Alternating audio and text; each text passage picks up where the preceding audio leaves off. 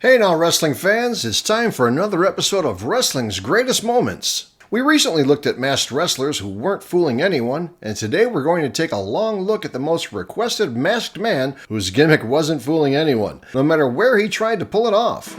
Sit back as Wrestling's Greatest Moments takes an in-depth look at the Midnight Rider and his magical mystery tour. As documented in our video, Masked Wrestlers Who Weren't Fooling Anyone, professional wrestling is full of examples of the trope where a babyface is forced to leave a promotion due to an often unfair loss at the hands of their villainous opponent. No one epitomizes this as much as the Midnight Rider, a gimmick that was recycled not once, but 3 times.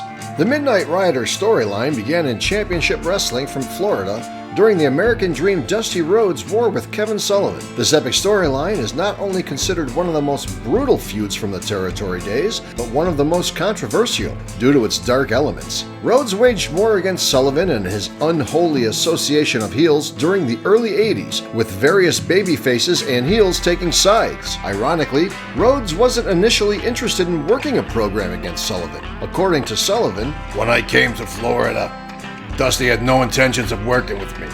I went out and cut an interview that there was no American dream. People were in gas lines, there were hostages in Iran, and interest rates were high. I said there was no such thing as the American dream, and that Dusty's hoodwinking the public. I said you can't afford the BS he's giving you.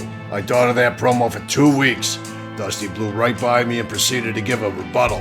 He booked it. That Sunday we had a good house and it went from there." The feud was multi-layered and featured several subplots, such as a mystery man named Bonebuster placing a $1,000 bounty for every bone broken on young wrestler Barry Windham's body. Jake the Snake Roberts collected the bounty after breaking Barry Windham's nose, leading to the revelation that the Bonebuster was actually Barry Windham's own tag team partner, Kevin Sullivan. Sullivan began a gimmick where he portrayed the leader of a cult of wrestlers known as the Army of Darkness. Despite wrestling magazines and fans stating that Sullivan was a devil worshipper, he wisely avoided any direct references to the Dark Lord, instead utilizing various mystical terms from other religions and letting fans jump to their own conclusions. Regardless, Sullivan quickly became the most hated man in Florida as he feuded with Dusty Rhodes and allies such as Blackjack Mulligan and Barry Windham, collectively known as The Family. Getting his hands on Sullivan proved problematic for Dusty. With a host of heels surrounding him, Sullivan always seemed to avoid getting his comeuppance. The American Dream would recall, "He had all these people around that I could kick that, but I could never kick his, kind of like the supervillain who would always get away at the end of the movie, even though all of the other bad guys had been caught or killed." This changed when Dusty finally got Sullivan in a lights-out steel cage match, with the added stipulation that the loser would be banned from Florida for 60 days. The two fought on Christmas Day 1982 at St. Petersburg, Florida's Bayfront Arena. While Sullivan got a hellacious beating, he saved himself from suspension thanks to some unlikely assistance from, of all people, Santa Claus. Promoter Eddie Graham had several of Santa Claus' helpers distributing candy to the fans at ringside. However, one Santa had an early Christmas present for Sullivan. This sinister Santa passed a foreign object through the cage to Sullivan. Dusty's foe used the mystery weapon on Dusty, sending him into dreamland and out of championship wrestling from Florida. After the match, Sullivan gloated with Santa, who was later revealed as none other than Jake the Snake Roberts. Elsewhere, a dejected Dusty Rhodes apologized to his fans for losing the match. He admitted he would have to find a new livelihood, but not before warning Sullivan that revenge would be his and "Never forget that just when you think it is all over, Daddy, it is only just begun." Kevin Sullivan was ecstatic with his victory, thinking he had finally rid himself of the American Dream. That is, until a masked man showed up whose girth and unmistakable voice made it seem Dusty Rhodes was back. Like any good heels, Sullivan and manager J.J. Dillon protested, only for the NWA president Bob Geigel to tell him he could do nothing unless the Midnight Rider was unmasked and proven to be Dusty Rhodes, in which case he'd be barred from wrestling everywhere in the NWA for an entire year. Sullivan tried his best to prove that the Midnight Rider was Rhodes, but couldn't get the job done. Dillon, in turn, posted a $10,000 bounty for anyone who could unmask the Midnight Rider and prove that it was in fact the American Dream. Like his friend Dusty Rhodes, the Midnight Rider sought to become NWA World Heavyweight Champion. Sadly, however, the Midnight Rider's masked identity actually prevented him from winning wrestling's top prize. The Midnight Rider faced NWA World Heavyweight Champion Ric Flair in a bout billed as the Night of the Mask. J.J. Dillon sweetened the pot for Flair, promising him $50,000 if he unmasked his opponent. Slick Rick came up short. He lost the match and his title, or so it seemed. Unfortunately for the Midnight Rider, NWA rules stated that a masked wrestler had to reveal his identity to the NWA president Bob Geigel before taking possession of the title, something the man who just defeated the world champion Ric Flair refused to do. This meant his title win was nullified.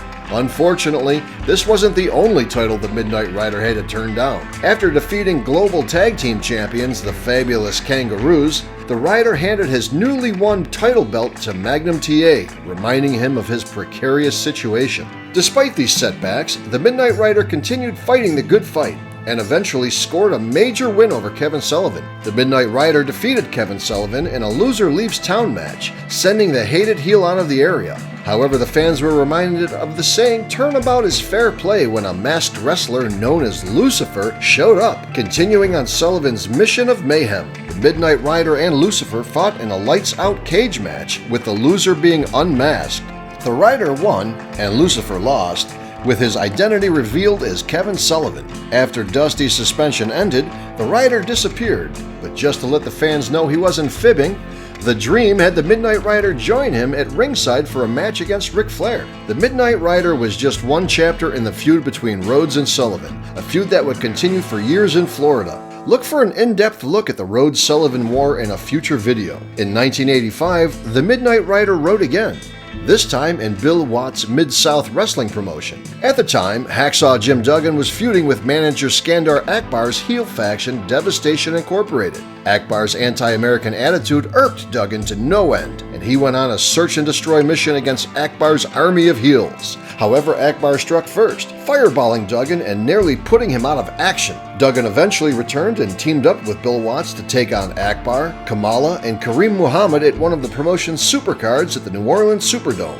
Watts was all but retired, serving as announcer for Mid-South, but occasionally stepping into the ring for special events. On this night, good came up short against evil as the heels triumphed, sending Watts out of Mid-South for 90 days. Akbar and his minions had little time to celebrate, however, as a masked man calling himself the Midnight Rider entered the scene. This rider had an uncanny resemblance to Watts, so much so that Devastation Incorporated decided to leave the promotion.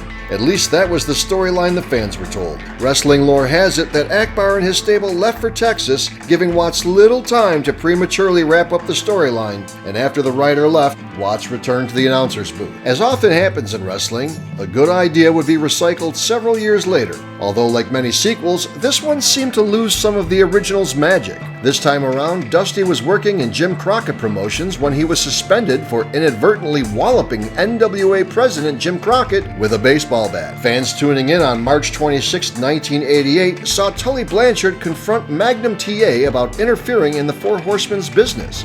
Magnum had battled Blanchard and the Four Horsemen many times until his career was tragically ended after a debilitating automobile crash. After a grueling rehabilitation, Magnum returned to Jim Crockett Promotion, although he could never wrestle again due to the severity of his injuries. Instead, he provided color commentary and occasionally served as corner man for his longtime friend Dusty Rhodes. Magnum began carrying a baseball bat with him as an equalizer to protect himself should someone try to attack him. He didn't like doing it, but it was a reminder of the violence inherent in wrestling. Regrettably, Magnum was reminded of how things could escalate in the blink of an eye, particularly when the Four Horsemen were involved. Magnum got into Tully's face, and when babyface Barry Windham tried to cool things down, Tully floored him. Dillon grabbed Magnum, and the former wrestler was knocked to the floor as Dillon and Blanchard prepared to pounce. Dusty grabbed Magnum's equalizer and swung away, taking out Blanchard and Dillon.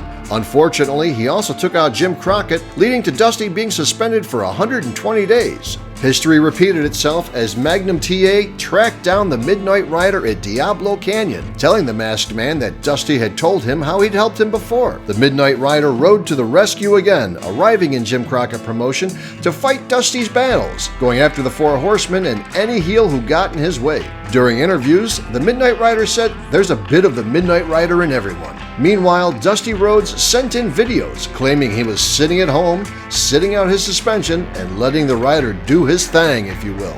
Jim Crockett Promotions played on the Rider's history in championship wrestling from Florida by having Kevin Sullivan, who was now working for Jim Crockett, tell his fellow heels about the havoc the Rider had previously wrought. He even offered to help them unmask the Rider. Indeed, while everyone suspected who was under the hood, they had to unmask him first to prove his identity. On one occasion, this almost happened when the Midnight Rider went after Barry Windham, Dusty Rhodes' former friend, who had turned heel and joined the Four Horsemen. The Rider went into the heel dressing room, which turned out to be a huge mistake, as he was quickly mobbed and unmasked. Thankfully, some of the babyfaces were able to come to his rescue and cover his face before it could be caught on camera. Once again, the Midnight Rider fought the good fight until Dusty's suspension was lifted early. Apparently, the Midnight Rider wasn't Rhodes, as Barry Windham wrestled him in a quarterfinals match for the then-vacant United States Championship, defeating the Rider and unmasking him as the Italian Stallion, an enhancement talent who worked in the promotion.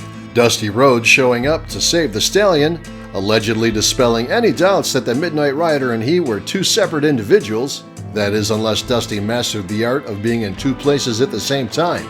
Incredibly, the Midnight Rider appeared again, this time teaming with Conan and BJ James to wrestle Bobby Roode, Eric Young, and Johnny Devine in TNA Wrestling at the promotion's September 1st, 2004 pay-per-view. This was back when TNA aired weekly pay-per-views. It had been roughly 16 years since fans had seen the not-so-mysterious masked man, but he was still a force to be reckoned with and scored the pin for his team. What are your memories of the Midnight Rider? We'd love to hear them. Share your thoughts in the comments section, and as always, let us know if there are any videos you'd like wrestling's greatest moments to cover. In the meantime, subscribe to our channel, follow us on Twitter and Instagram, and spread the good news about wrestling's greatest moments, the channel that celebrates the squared circle.